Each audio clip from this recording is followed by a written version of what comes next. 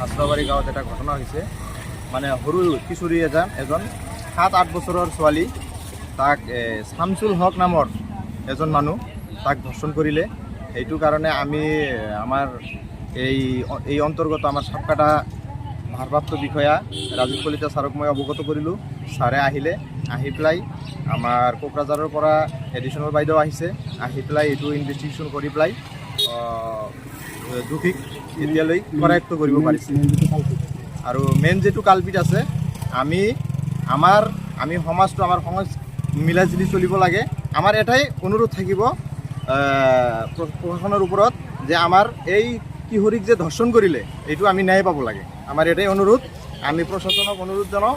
আৰু আমাৰ বিশেষকৈ আমাৰ এই অসমৰ মুখ্যমন্ত্ৰী সন্মানীয় হিমন্ত বিশ্ব শৰ্মা ডাঙৰীয়াকো মই অনুৰোধ জনাওঁ যাতে এই নিউজখন আমাৰ অসমৰ মুখ্যমন্ত্ৰীও যাতে তাতেও যায়। আমি এইখিনি ৰিকুৱেষ্ট থাকি আমি যাতে এইখিনি ন্যায় যিজন কিশোৰীৰ মা দেউতা আছে সিহঁতে যাতে ন্যায় মানে কিবা এটা পায়, এইখিনি কৈ ধৰিছোঁ। লগালগ ধৰিছোঁ তেওঁক। আমি এতিয়া আমাৰ যিটো প্ৰচেছৰ আমি কৰিম আৰু বাকীখিনিতো গমে পায়। ঘটনাটো যিহেতু বাচ্ছা লৈহে আমি নিজে চিৰিয়াছলি লৈ পেলাই আমি তেওঁক এতিয়াই ধৰা হ'ল। এইখিনি জেগাতে আমি নিজে আহি পেলাই আমি ধৰিলোঁ। তো এতিয়া আমাৰ আগন্তুক ব্যৱস্থাখিনি হ'ব।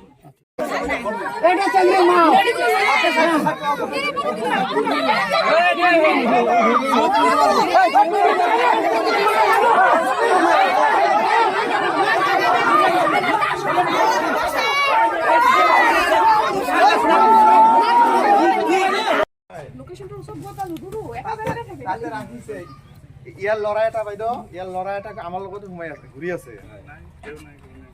মোক বাচ্চা এটাই লৈ গ'ল আকৌ, তালা মাৰা আছে এটা একদম লৈ গৈছে।